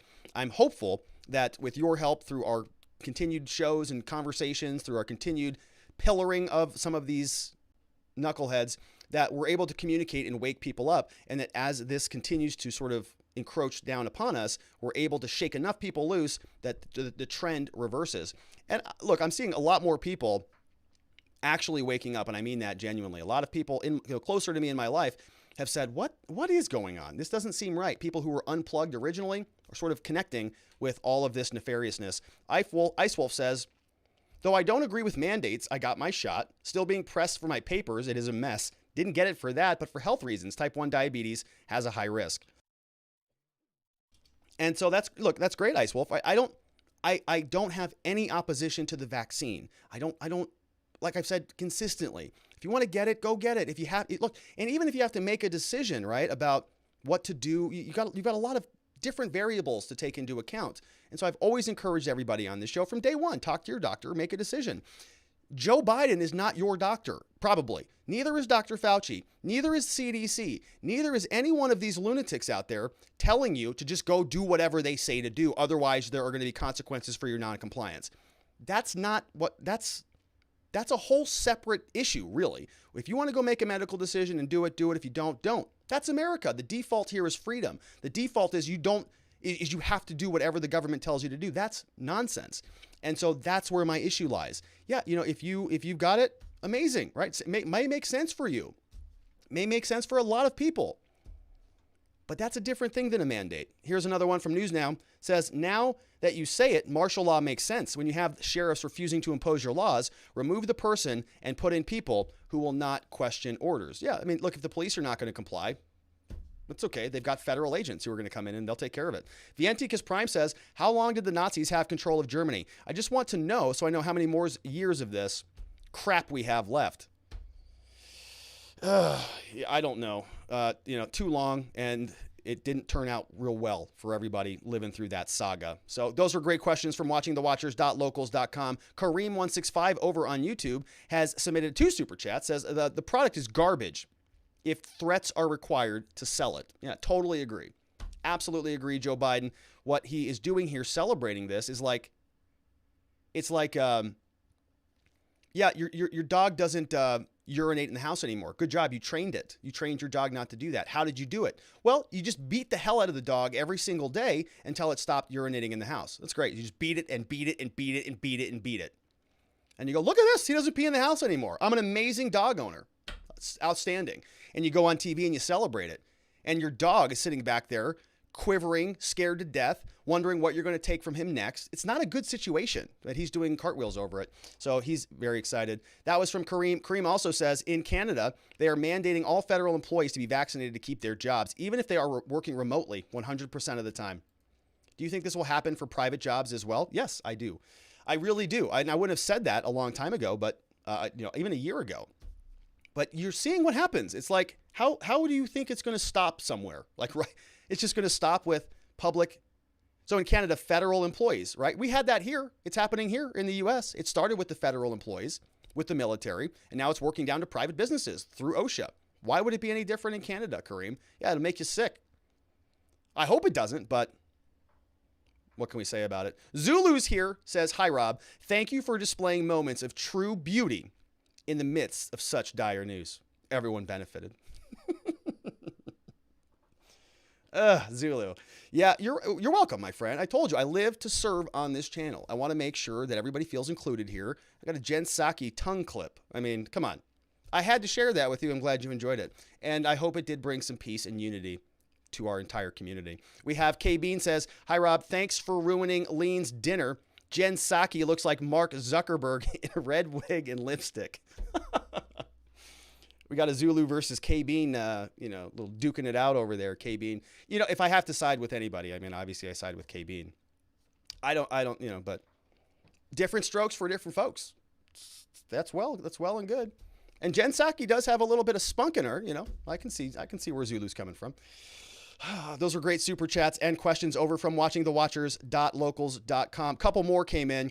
Greg Marat is here clarifying, says, so basically, since it's an emergency health order, there are no private businesses anymore. Everyone that is unvaccinated by November 1 is fired on the spot. I guess I finally get to live in a communist state. That's from Greg. And Greg is chiming in over from Australia. I think we're all candidly going that direction. So you're going to be in good company soon there, Greg, because we're going to be right behind you. Thanks for sounding the alarm.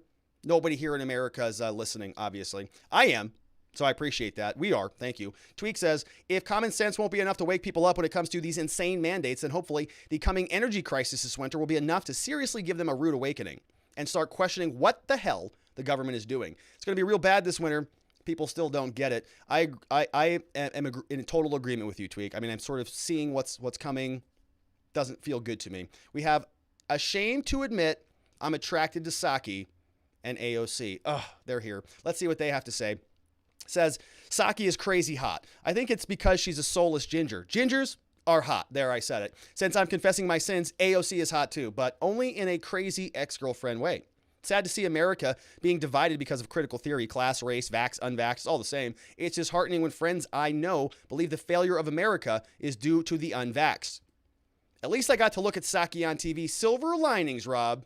Silver linings. Very nice comment. That is from an anonymous person who's, attracted to Psaki and AOC. I don't have, hey, like I said, to each their own. This is a very inclusive show. We encourage diversity here. We have Nadarv says, if the government was trying to force me to eat a chocolate pie, I would still tell them to go get blanked. It's the principle, not the vax. You're right. 100%. Yeah. If the government was like, hey, Rob, we've got a Snickers bar here, I'd say, that's great. Thank you. You can leave it right there. I'll decide what to do with that. Oh, no, you have to eat that thing. I'd say, what the hell did you say to me? Get off my property because I don't want your damn Snickers bar. I don't care what it is. If you tell me I have to have it, I don't want it. Thanks for it. Those were great questions over from watchingthewatchers.locals.com and from YouTube. Very much appreciate all your support. All right, let's jump into our final segment for the day. We're talking about Arlington. I was just there. The Arlington school shooter, guy by the name of Simpkins, was just released on bond for only $75,000. Does that sound a little bit low to you? The allegation, if you're not familiar with the original story, was that in Arlington, there was a shooting that took place at Timberview High School that resulted in 3 other students, or 2 students and a teacher, being shot. There was an 18-year-old suspect by the name of Timothy Simpkins, allegedly got into a fight, had a gun, and started shooting in the middle of the classroom. It started out as a school shooting story where everybody was jumping to conclusions. Oh, God, it's probably a white teenager again, isn't it? And so, we were going through all of that rigmarole that was taking place. I think that was on Wednesday. And then there's kind of more that goes to the story, but there's been a lot of activity. A lot of people are wondering, how did this guy get out of custody so fast? This just happened on Wednesday. He's already seen a judge. He's already home with his families. So now we're going to have to break this story down because people are thinking about other situations, other defendants that have gotten treated dissimilarly. We're going to dig into this story. The headline comes from local news over at ABC 8. It says that Arlington police say that a fight between 2 students prompted the shooting. So there was a fight. So when you start seeing those words, what do you think? Oh, maybe self-defense. Okay. So what we're going to do is see what we can tease out of this story and maybe compare it and contrast it to some other pertinent cases, maybe like Kyle Rittenhouse's case. But let's dig into this. From Arlington, Texas, and if you've been following the channel, I just got back from there about 2 weeks ago, says that 4 people were injured during a shooting that happened after a fight on Wednesday morning. Suspect 18-year-old Timothy Simpkins was later taken into custody on 3 counts of aggravated assault with a gun. Now, nobody died here, but he was released on bond at $75,000. Interesting.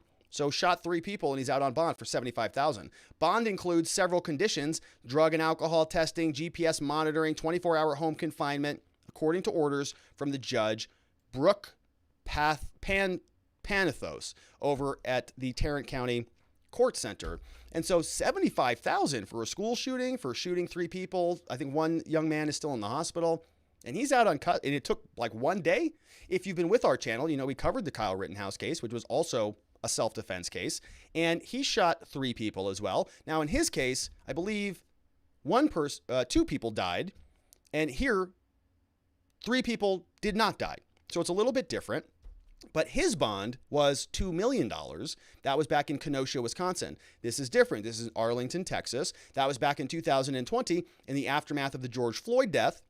And he had some pretty awful, stinking lawyers like John Pierce that made some pretty boneheaded decisions to move him back over to different states and try to fight release there. It was a dumb thing. But it took many, many months for him to get out of custody, and it was a $2 million bond. And I said on that case that was outrageously high as well, because even in Kenosha, Wisconsin, there was another woman that had a similar murder homicide case. She was released at a $1 million bond. And so we're all sort of wondering, what's going on with these different bonds? Why do some people get $75,000 bonds? Some people get $2 million bonds. Could it be political? Is just how things work? What's going on here? So we're going to dig into this. We're going to actually take a look at the affidavit that was submitted to the court to justify the arrest and see if we can glean out what is taking place criminally speaking here. So let's take a quick look at Timothy Simpkins. He was released from custody yesterday. This is him walking on home out of the jail. Say you're sorry to your teacher. Or the teacher. Anything maybe you want to say anything? You want to say anything to your family?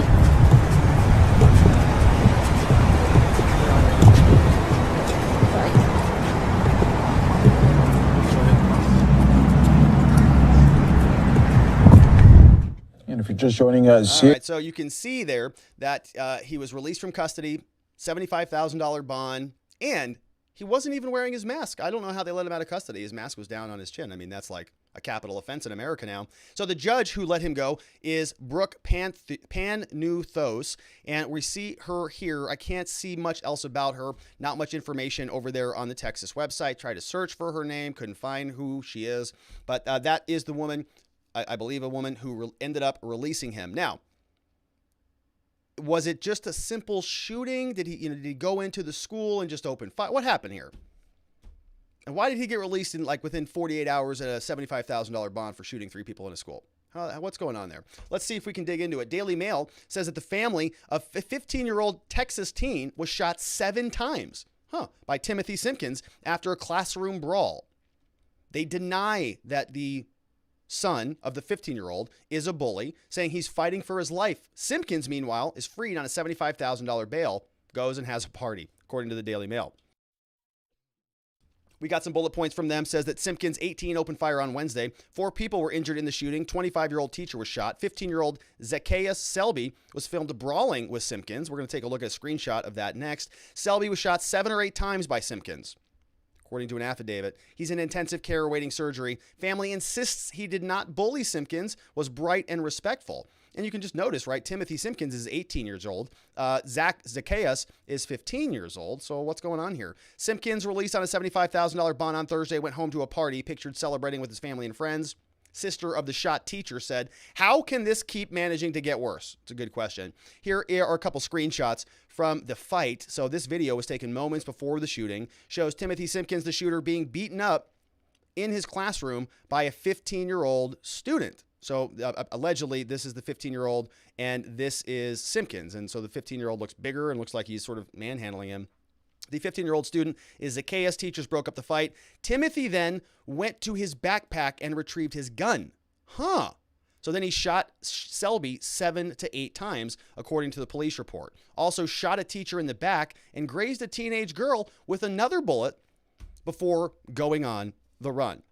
Whoa, okay. So, yeah, we're going to need to get a lot more detail on this. Was this a situation where they're in the middle of a fight and he pulls a gun and shoots sort of in the heat of the moment? Or was the fight over and broken up and the young man, Timothy Simpkins, then went over to his backpack, which is what the Daily Mail says, and then pulled his gun and then walked back over and just said, I'm still angry and now I'm going to shoot you, right? Because those are very distinct differences. One is self-defense, the other is murder. And we're going to need to get some more clarity on this. Now, a $75,000 bond, that doesn't really comport with a murder charge, and so we're going to have to see what the judge says about this. Here is Zacchaeus Selby, 15, identified by his family as being involved in the fight.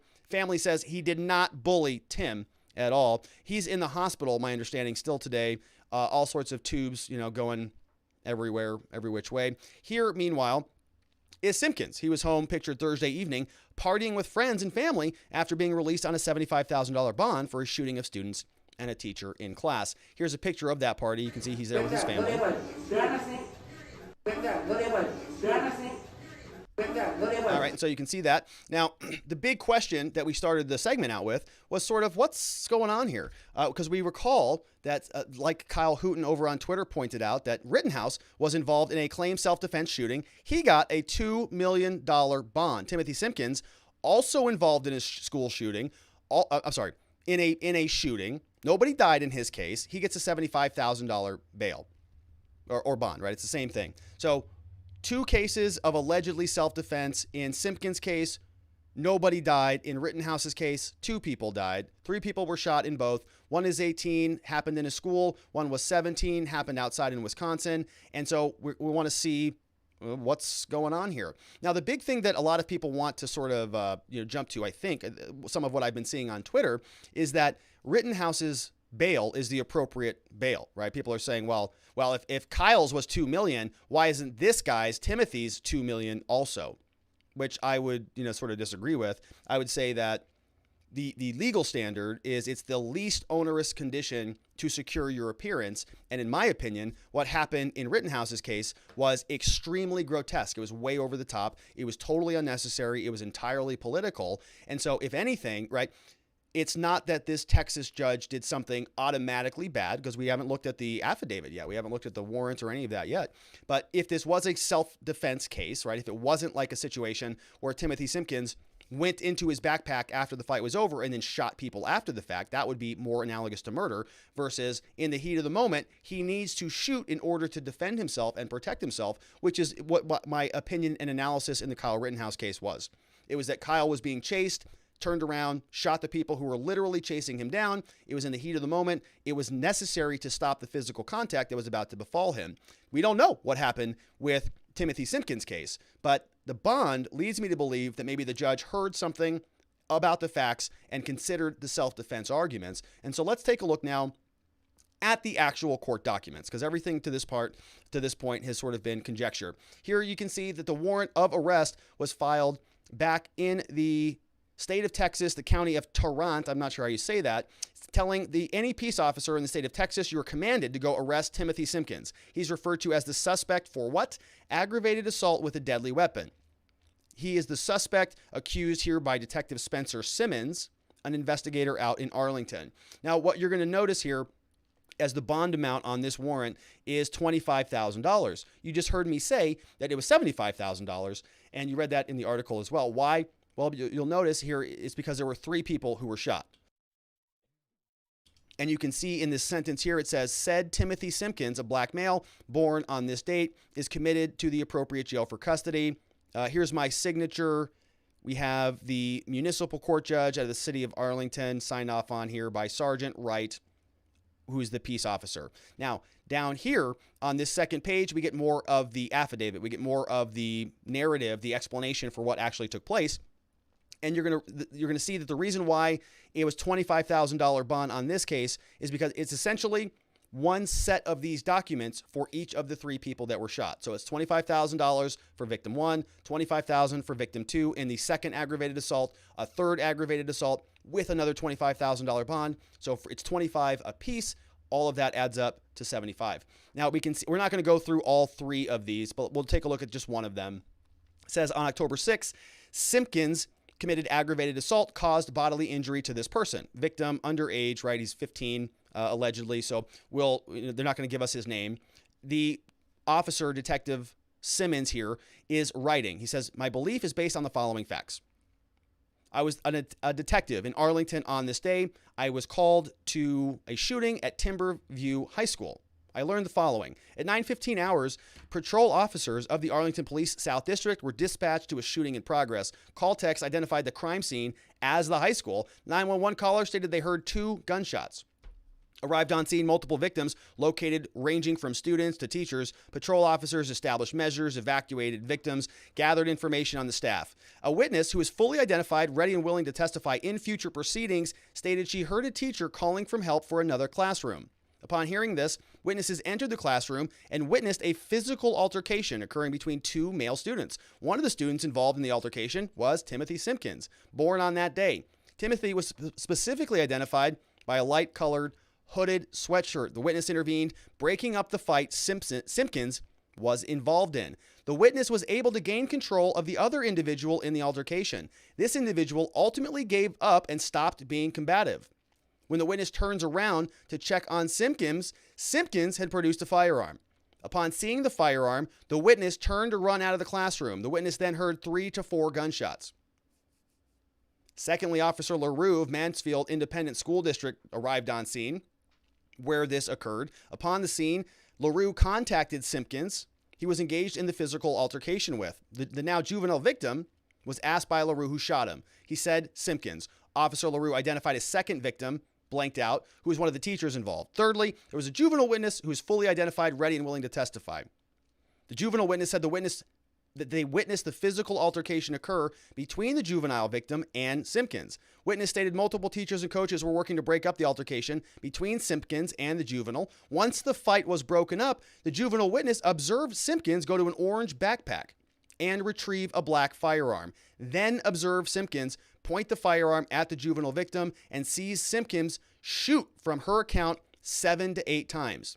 Juvenile witness then observes juvenile victim fall to the ground before fleeing for safety. Lastly, detectives with the violent crime responded.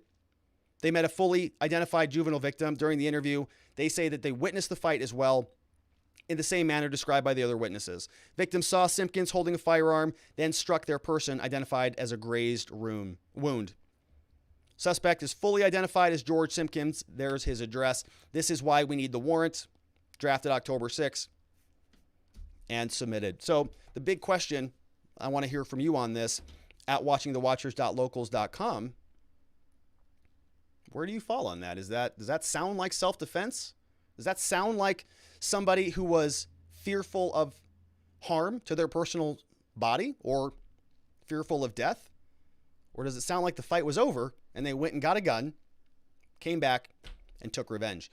What do you think that lands? Let's see what you have to say. Watchingthewatchers.locals.com is where the questions are coming in at. Let's see here. We're going to start off with Vienticus Prime. Says, remember that crazy guy that went around shooting people in Chicago last year? Oh, that's right. People didn't. Sure, that had nothing to do with anything else either. Let's see. I'm Not Gas says, well, I think I know what could have prevented this. They just need to make schools gun-free zones, then shootings can't happen there. That's right. That's all you have to do. Just eliminate the guns, and then nobody will show up with them and shoot people. Former LEO says, did the bail affidavit contain a question about dreadlocks and how much that would affect the bail amount?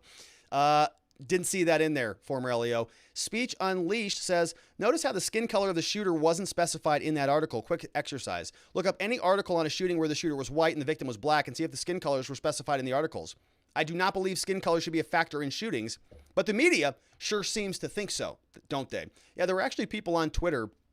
I saw one post that was retweeted a bunch that as soon as it was a high school shooter, they said, oh, great, it's another white racist kid, whatever. And then it turns out it's a person of color. And then they say, oh, it's like, shoot, wasn't expecting that one. And it's kind of a sick thing that we have to sit around and ask that question every time this happens. It's ridiculous. We have another one. We have the anonymous person back. Says, I'm still ashamed of having the hots for Saki and AOC. Let's see. He says, I call BS. It is clearly the shooter that is doing the ass kicking. A pregnant woman who is fleeing fell and injured herself. From what I understand, any injury sustained during a criminal act, the suspect will be tried for said injury. Is that right, Rob? Also, I thought I read the shooter went home, grabbed the gun, went back to school, and shot the individuals. Can someone confirm? Well, the police report just said that he went to his backpack and got it, allegedly, according to some of the witnesses who were there. But, I don't know. Now, yes, so you can have something called, felony murder, for example, where if you are involved in a felony and somebody dies in the commission of that felony, you're responsible for that death, even if you didn't directly cause that person's death. The analogy that I use is the bank robbery, right? If you're the getaway driver and you are pulling up to a bank, your three compadres, they go into the bank and they go rob the bank. Something goes wrong in there. They have to shoot and kill somebody. They get back in the car. You take off. Guess what? You're on the hook for murder. You didn't murder them. You weren't even in the building. But you were helping them commit a bank robbery that resulted in the murder. Therefore, you are now on the hook for felony murder. So that is a concept that exists in the law. Ice Wolf says, may you have a good weekend. And thank you, Robert. And thank you, Ice Wolf. What a nice comment. Going to be a busy weekend. A lot of work. We're going over to ericshouse.org and we're going to be live streaming from 12 to 5 Arizona time on Sunday. Going to be a lot of fun. Peely Wally says, hey, Rob, just want to say, wow, I'm in the UK and that is just madness. How can you be locked up all year for the January 6th troubles, but get out after 48 hours after shooting people in a school? Nothing makes sense in the U.S. these days, but when your president doesn't make sense ever, it is no surprise, really. Yeah, that's a good point, right? I was talking about the January 6 cases. Many of those people are still just sitting around rotting in federal prisons, federal jails, and not here. And they didn't shoot anybody. And they didn't put anybody in the hospital. But they almost took the podium, and they really offended Nancy Pelosi and Chuck Schumer. We have another one from Nadarb says, first off, that off-brand journalist with her cell phone in the kid's face the second he is out should be ashamed of herself. I think it's gross when the media does that to people. But anyway, is my main point. If the kid brought the gun to school, doesn't that kind of point to some pre-planning? It's not as if he just brought a gun for the hell of it and just so happened to get in a fight and then use it. Seems more like he brought the gun knowing that something might happen. If it did happen, he had a plan. Is it odd that he didn't get charged with attempted murder? That's from Nadarb. And I tried to dig into the court proceedings. I really couldn't find anything in Texas. I'm not really familiar with their court systems, and I ran out of time today. But it's a good question. And, my next thought, right, from a defense perspective, if you're a defense lawyer, how do you defend against that? And what if you show that there's a very long, consistent pattern of bullying going on? That's why he brought the gun to school, because he was getting his butt whooped by a bunch of punk kids all the time. And now, he's going to have to defend himself. Maybe there's a history of him telling the school multiple times. The school doesn't come out and do anything about it. And so this starts to look like a bona fide case of self-defense that happened at a school, right? And so now you start to sort of flip that narrative around and say, well, let's bring in the Second Amendment gun rights people and say, hey, no, he was defending himself against a bunch of, animals who were going to kill him. And so he needed to do that. And, that would be a good self-defense, argument. But I don't know if any of those facts are in evidence in this case. Thunder7 says, it's clearly attempted murder. Did Kamala pay his bail? And will the lunatic left erect a statue in his honor? Probably. Yeah, probably. We'll see where that goes. Former LEO says, sounds like a pretty good case for attempted murder with a school gun-free zone enhancement. Sounds like it, right? If it wasn't a self-defense case, if he went and the fight was over, everybody was in there and broke the whole thing up, and he went and got a gun to go, exact retribution. It's not self-defense, is it? Monster One says, oh, the self-defense claim doesn't play here. Yes, he apparently was getting his butt whooped, but the fight was already broken up by the teachers. This was revenge and not self-defense. I think that's a good argument. We'll see what the prosecutors do about it. Vientika says, I really wish Tupac was still alive. I do believe he'd be calling out the hypocrisy, and a voice like his would carry weight. I was a huge fan of Tupac. I listened to a lot of Tupac back in the high school days before my wrestling matches. Man, good stuff. It's Ed says, hi Rob says, sounds like clear and present danger to bodily harm was no longer imminent. This is not a case of self-defense. Rittenhouse was clearly in imminent danger of bodily harm when he opened fire. That is self-defense. But then again, I'm not a lawyer. Well, I think that many lawyers would agree with that analysis. So that's a pretty good analysis there, at least according to the police reports. Now, we don't know what his defense was, right? That was just one side of that was the police interpretation. Apparently he had a lawyer with him when he went in front of the judge to get his release conditions established. And we don't know what arguments were proffered to that. That might have been part of the reason why the bond was in fact so low. BLM says just another peaceful shooting, and chill out. By the way, nobody died. Kid just needs more experience in aiming straight. You shoot somebody 8 times and they're still alive? Pretty amazing. Monster One says, why is his bond so low? Black Privilege says if you're black, you can get caught shooting people on camera and get the charges dropped. I didn't say that. Monster One did. Bumalickit says, where are the parents?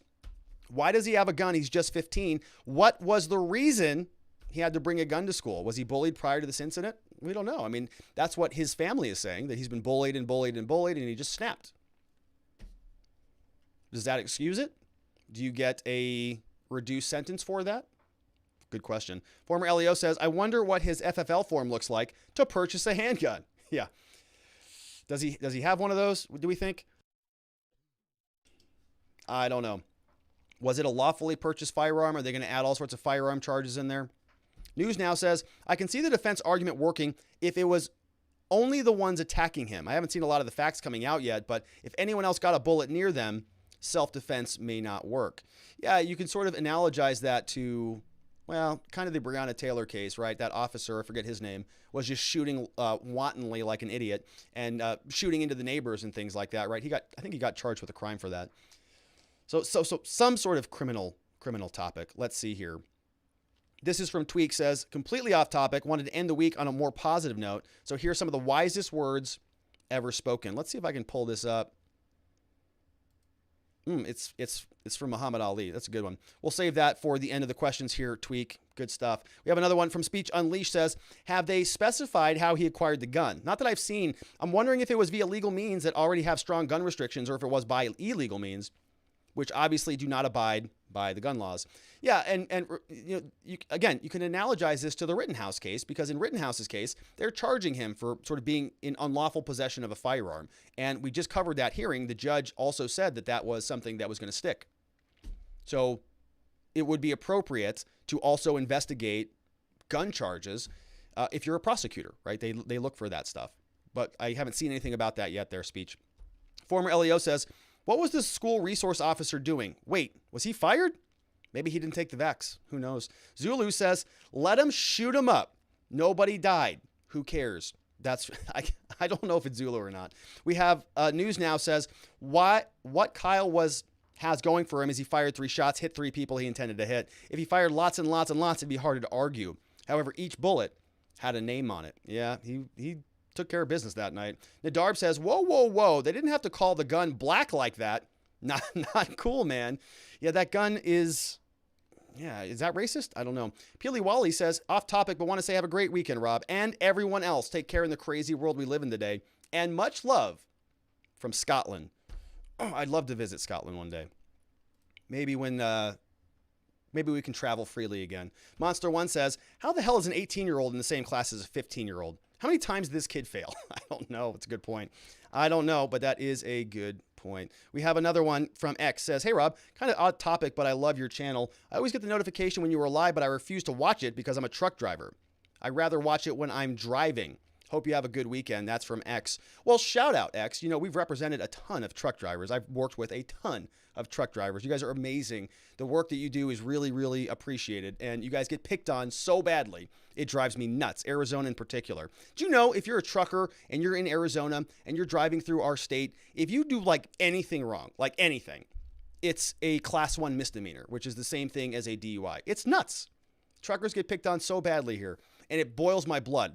You know, they call it like, hey, you know, I got stopped for this. What does this mean? I said, yeah, it's a class 1 misdemeanor. Yeah, it's the same as a DUI. Yeah, it's a full criminal charge. Yeah, it's going to take 6 months to resolve this thing. And it just boils my blood because they just get, the cops, they just sit over overpasses in Arizona, over overpasses, and they just watch truckers just drive through. And if a trucker's doing anything that's like they're remotely not supposed to be doing in their cabin, the police, they just look through. They can look right through the window because they're sitting on the overpasses, and they just radio their cop friends down the road. Oh, this guy's doing this. This guy's doing this. And it's because, you know, it's because they're driving big semi trucks and you don't want them going off the road and killing people. And those accidents are catastrophic, but they pick on them for every stinking thing. And it boils my blood. So shout out, X. Thanks for being here and keep up the great work. Over on YouTube, a couple super chats came in. Oh, that was from K Bean. Oh, we already got those. Yeah, so we got those on the last segment. So we have one more over from locals before we wrap it up for the day. Joe Biden's here, says, listen, Robert, my pappy knew some things about shooting. I remember back in the turn of the century, in the turn of the 19, when the people of then, listen, Rob, I mean, when you see people with guns, sometimes you have to grab the bull. But there are things, you know. What I'm trying to say is, if you don't know whether to vote for me or Trump, you're not black. He had a gun. I don't like guns. Trump likes guns. He voted for Trump. He's not black. Come on, man. Is he vaxxed? He ruined the economy. I peed my bed. My wife smells good. You know what I mean? I don't like Brandon. Let's go Biden. That was pretty damn good. That was a pretty good Biden. It was hard to read. That's how I know it was good. Thunder7 says, remember the prosecutor in Chicago who said no charges to be laid in a gangland shooting with 2 people dead? Illegal guns, attempted murder, now the murder or the government-sanctioned events now. But don't go around without a mask or you'll be arrested. Yeah, that's from Thunder7. What a world. Monster1 says, I never like the comparison between jurisdictions. Every jurisdiction has their own standard and are not comparable. You're right? This is Texas. That's Kenosha. 2 totally different standards. And that's just the nature of our system. Those were great questions. All of those. One more came over from Spawn Dog says, did the parents encourage it or perhaps provide the weapon? There's going to be a lot more that needs to be unraveled in this case. We'll continue to take a look at it. Those questions all came over from watchingthewatchers.locals.com and from YouTube. I appreciate all your love and support over there. Let's say hello to some new people who joined our amazing community. We are shouting out Sniper275, Lau Patricia, Paula Revere, HSDNP, Ty Livin, Maxim27, Unbridled Form, Aviatrix, Burnt to a Crisp, and Let's Be Fair. Last week, R. Taylor, J. Muay Thai, Lula G, Maxim92, Angel Baby, Hellraiser, Jumpin' Jeff, and Desert Daisy. And a lot of people are over at our amazing community at watchingthewatchers.locals.com. If you want to join us for our next monthly Locals meetup, you can find us on November 6th, 7 to 8 p.m. Eastern Time. It's a lot of fun. We do a Zoom, about 30 to 40 people who show up. Some people stay for 5 minutes. Some people stay the whole time. Cameras on, cameras off, pseudonyms if you want. The whole point is to connect. We're building a community. We're connecting with each other because the world is crazy and we could all use a little bit of support. Speaking of craziness and support, on Sunday on this channel, we're going to be doing a live stream. It's 12 to 5, but it's not going to be the regular Watching the Watchers stuff. I'm going to be multi-streaming across a number of different channels, including the ericshouse.org channel. We're doing our second annual fundraiser. I'm on the board of this amazing organization. It is the Hope and Healing Eric's House second annual fundraiser, October 10th, 12 to 5 p.m. It's an amazing thing that we're doing. It's resources for grieving parents, spouses, siblings, and friends. We have a whole lineup of just amazing people who we got some videos and live interviews and all of that stuff. The only thing I'm doing is just facilitating the conversation. So I'm going to be there for about 5 hours on Saturday. It's going to be all hope, healing, loss, support, love, energy, good connection and emotion. And so if you know anybody who's sort of in one of those positions, that they lost somebody due to suicide or to addiction or overdose or traumatic death, if you lost somebody, due to COVID or anything else that's going on out there, there's an amazing group of people that will help you in your grief, in your recovery journey. And we're going to be talking all about it all day Sunday. And it's going to be amazing. So if you're on this channel, don't need to do anything. It'll be here, but it's not going to be the regular content. It's going to be a stream for Eric's House. But because we have a channel here, I'm just going to throw it on here as well. So if you are looking for some political content, it's not going to be any of that. It's all hope and healing and love. And so come join us for that on Sunday, if that sounds interesting. All right, my friends, and that is it for me for the day. I want to thank you so much for being here. Got through a lot this week. We've got to get through a lot next week as well. But we all need to take a little break, unplug from politics a little bit, make sure we connect with the things that are important in our life. Stop thinking about the federal government for just a little bit of time so we can all kind of get a breath, because next week we got to get back to business. We got to make sure that we're watching these people, making sure that they're doing their jobs of providing accountability, transparency, and justice. We need your help to do it. We're going to be back here same time, same place on Monday, 4 p.m. Arizona time, 5 p.m. Mountain, 6 p.m. Central, 7 p.m. on the East Coast, and for that one Florida man. Everybody else have a tremendous evening. Sleep very well. Have an amazing weekend. I'll see you right back here on Sunday, if not then, on Monday. Have a great weekend, my friends. Bye-bye.